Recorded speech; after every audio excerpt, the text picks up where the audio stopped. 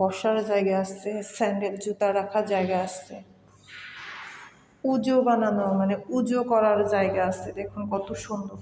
ওইটার মধ্যে hand soap মানে সাবান, যার যখন যেটা লাগে সে সেটা দিয়ে ব্যবহার করে নামাজ পড়তে পারবে। আর এটা হচ্ছে নামাজের রুম। তো চলুন নামাজের রুমে যেয়ে দেখি।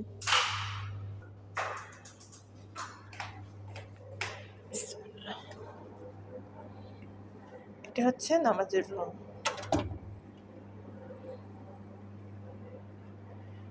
এখানে দুইটা এসি আছে, দেখুন কত সুন্দর, সব কিছু গুছানো রেডি করা। মার্শাল্লাহ, এখানে জায়নামাজ আছে, কোরআন শরীফ আছে, তসবিহ আছে।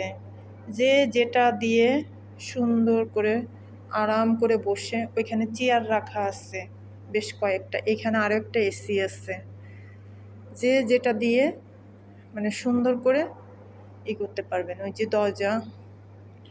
আর বেশিরভাগ ওমানের মার্কেট বলেন, মসজিদ বলেন, জায়নামাজ লাগে না।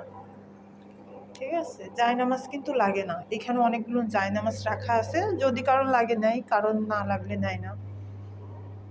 কারণ সবাই কিন্তু এই যে কার্পেট, সপ্তাহে একদিন করে এই কার্পেটে মেশিন মারা হয়। কার্পেট কিন্তু পুরো পরিষ্কার, দেখুন, দেখছেন। আর সব থেকে বেশি ভালো লাগে কি জানেন? এই যে উপরের যে ডেকোরেশনটা, এইটা বেশি ভালো লাগে। দেখুন মাশাআল্লাহ, চারকোনা করে ডেকোরেশন করা, অনেক সুন্দর লাগে আমার কাছে। তো এইটার ভিতরে সবসময় দুইটা এসি চলে, সবসময় লাইট জ্বালানো থাকে, সবাই নামাজ পড়ে, কোরআন পড়ে, তসমি পড়ে। এইখানে অনেক উমানি ম্যাডামরা এসে শুয়ে থাকে। কাস্টমাররা মানে মার্কেটের কাস্টমাররা, মার্কেটের স্টাফরা কেন শুয়ে থাকে।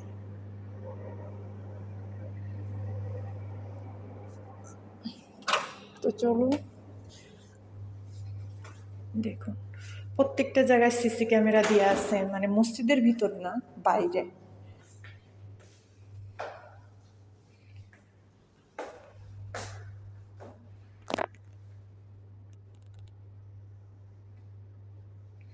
তো অবশ্যই কমেন্টে জানাবেন আপনাদের নাসরিন আপা মোটা হয়ে গেছে কিনা। ঠিক আছে, আপনাদের ভাইয়া কিন্তু শুকনাই আছে, আমি মোটা হয়ে গেছি। তো ঠিক আছে, আল্লাহ হাফিজ।